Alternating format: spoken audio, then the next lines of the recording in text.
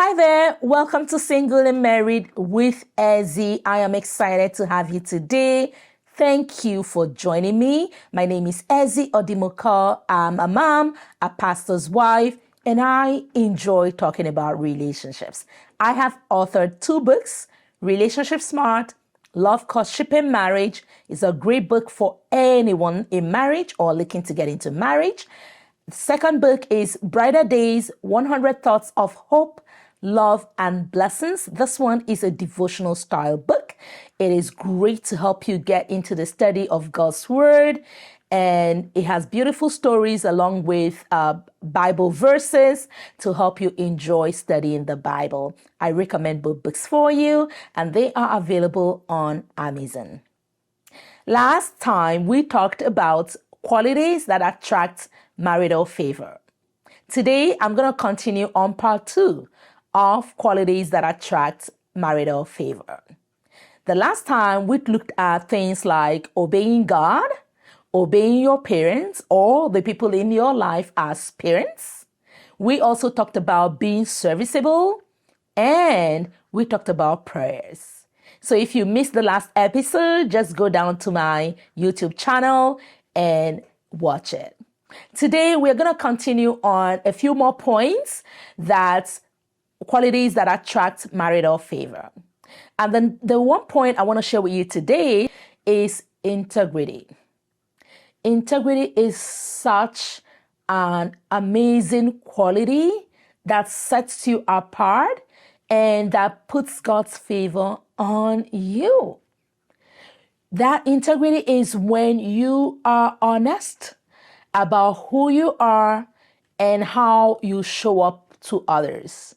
When you tell the truth and you live by the truth and you do all in your power to be honest with yourself and with those around you.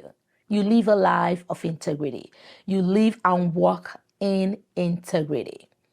Okay, a good example when we see integrity is in the story in Genesis chapter 24, in the story of Abraham's servant going to look for a wife for Isaac. A time came in that passage, and the servant said to her, "Whose daughter are you?" And the lady replied, she said, "I am the daughter of Bethuel," right? And she was honest about who she is. Such a simple question. But today we find a lot of times somebody poses a simple question to a person and they are not able to answer honestly. You know, they answer with lies, they answer with falsehood. And what ends up happening, even if you end up being in a relationship with that person, right? You now start to think of how to walk it back, right? The person can ask, what's your name? And you give a false name, or how old you are. And I'm not suggesting, that you're meeting somebody for the first time and they're asking you very intimate questions. I'm not suggesting at all that you need to give up, your privacy or give up personal information. No, but what I am saying is that if you do choose to share anything, be honest. Because honesty and trust are foundational to a successful marriage, right? If you start off a relationship with dishonesty, with mistrust, with lies, right? It's going to be very difficult for the other person to trust you. And I have seen mistrust, lack of trust, lies rock marriages years and years and years after people have been married. So live by your truths. Be somebody who decides, I'm going to be honest. I'm going to be truthful about who I am. I'm not going to tell lies. I'm not going to be ashamed of where I'm coming from, my experiences, because all of those come together to be part of what God is forming you and who you are becoming. So be honest, right? Determining yourself to live by truth and to always say the truth. Don't tell lies about who you are, where you're from, your educational qualifications, who your parents are, what they do, what you do for a living, what you've studied, where you've been, and, just basic things that people tell lies about, right? It ends up affecting the relationship, and you don't attract God's favor that way.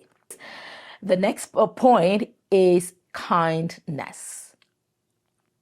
Kindness, kindness, kindness, right? It's very close to being serviceable, but kindness is really just extending that hand to other people, showing them consideration, showing them care, helping them in whatever way that you can.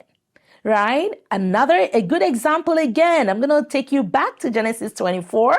It's a really, really good story. I encourage you to find time and study it in depth, in detail, right?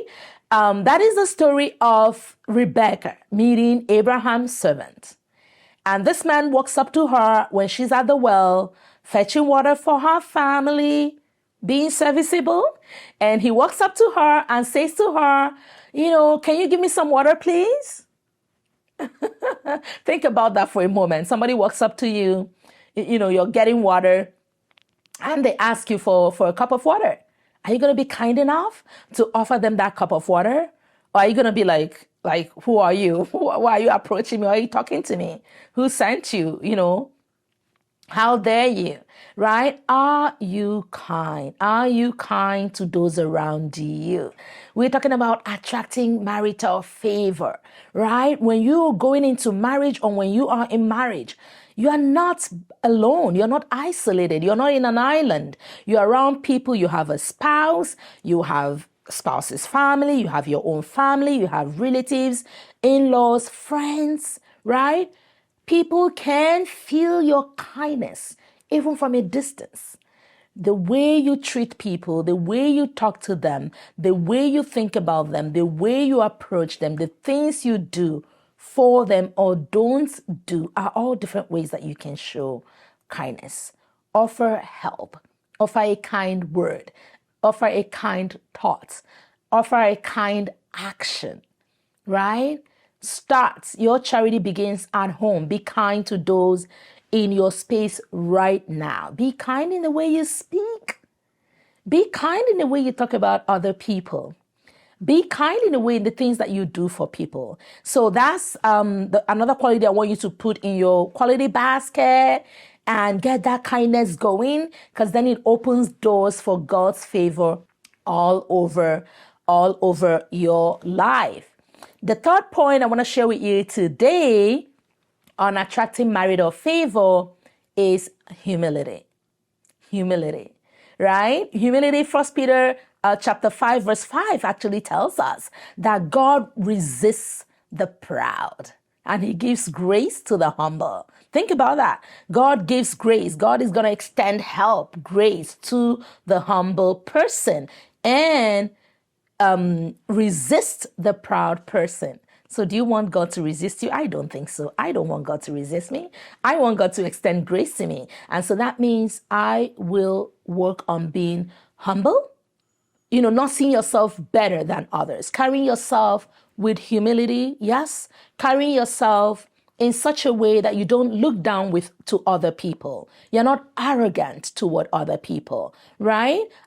Sometimes you're interacting with people who will be your in-laws or people who are already your in-laws, right? And the way you relate with them, when you are proud, you look down on them. You're like, they're not my level. They're not my status, right? They don't meet you can't do that.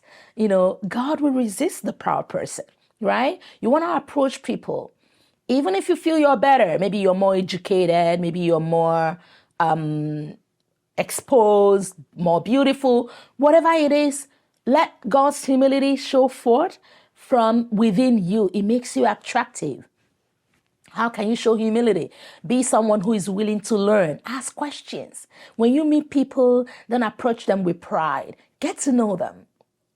Ask questions, because questions say that you're interested in getting to know what other person has to say. So ask questions, treat people with humility, humble yourself, don't carry yourself with pride.